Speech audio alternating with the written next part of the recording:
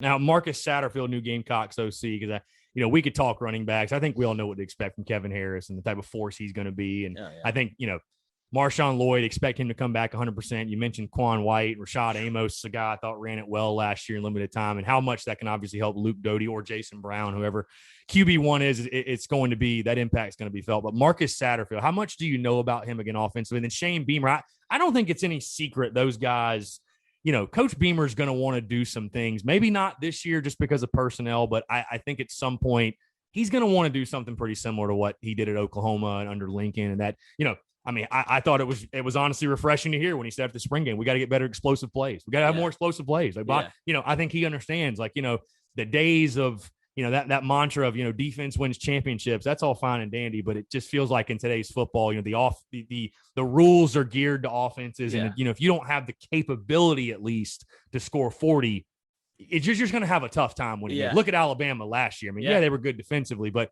the days of 2011 Bama, the defense holding people to 12 points per game, I just think it's over. Yeah. Do you know anything about Satterfield? Again, I know when he was hired, there were some mixed reviews, and I gave this staff overall a B grade. And I'm not I'm not the ultimate football guru, but I think it's fair in the sense of, Satterfield, and I think it's good though. There's some unproven commodities, but they've got chips on their shoulders, and I think there's a nice mix too of guys that have NFL experience and are some bigger names, if you will. But what do you expect from South Carolina schematically, offensively? Because the thing that's refreshing to me, at least from again what we've heard from different interviews and seen on social media, is it more so feels like, because I feel like sometimes, and this, coaches get so caught up in their system, their scheme. We want to do this. And it's like, I feel like Satterfield and Beamer are much more, we're going to play to what our personnel allows us to do. You just nailed it on the head. That I don't know anything about him as a play caller. I know that he was calling plays for Temple back in the day. Yep. And they were running what I hope to see a lot of us do. There's not really this is what we do. This is who we have. And this is what we're going to do with what we got. It's like, you can't fit a square peg in a round hole, no matter how hard you freaking try. Yeah. Right. So why would you be a scheme guy trying to do that when it's not going to work?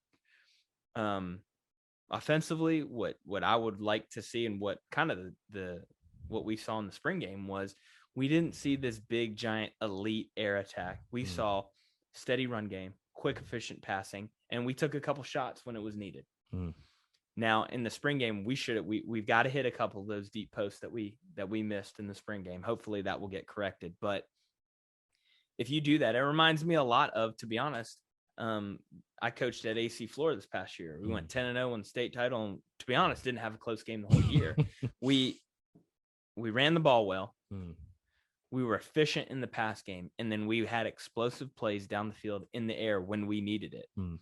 And that's going to be our recipe for success, is we're going to be pounding people, efficient in the pass game. I expect Nick Muse and EJ Jenkins, right? That's his name. Yeah, EJ Jenkins. I expect them to both have huge years, because I think we'll be in a lot of 12 personnel, 1 back, 2 tight ends, just because we have that capability to do that.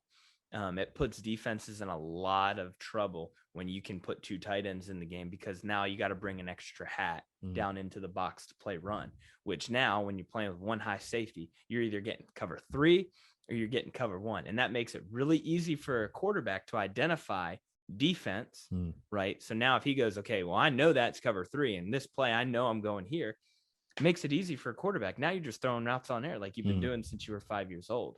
Right. So I expect to see a lot of that. And, it goes without saying, when you can run the football, there's nothing better in this world.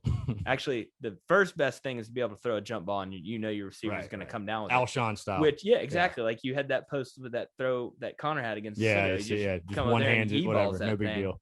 Well, EJ Jenkins might be able to provide that, a little bit of it. 6'7", you'd like to think so. At least in the red zone, right? Yeah. And then, to be able to hand the ball off and get 5 yards and look to the sideline for the next play to be 2nd and 4, you're like, oh, thank God, here comes a screenplay. Here, I'm able to just throw a check down to the flat, or a check down to the running back, or I know that now 2nd and 4, the defense doesn't know what we're going to do. So now DNs are not going to be pinning their ears back and rushing upfield, so there's so much that can happen in a positive run game that I would also, as a quarterback and somebody who's involved, I don't call plays, but I'm involved in play, whether, different type of passing game strategy. I'll say that.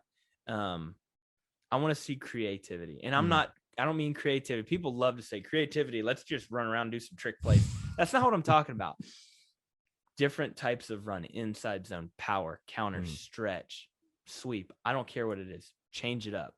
Pass plays. Are we throwing the ball? Yeah, you got to throw the ball horizontally a little bit because, you get people to come down, and then you've got to attack vertically. And when I say vertically, I don't mean drop back and throw 9 routes and post routes every play, but I'm talking corner routes, cover 2 posts in front of safeties, right? Seam routes, 15-yard dig routes that are getting behind linebackers, right? Comebacks, balls that are in the air for longer than 15 yards. We've got to get more diversity in that because the last 4 years we have seen it has been inside zone, flat route. Right. We throw to the flat or we run it up the middle. It's like, it's going to be tough to win games doing that.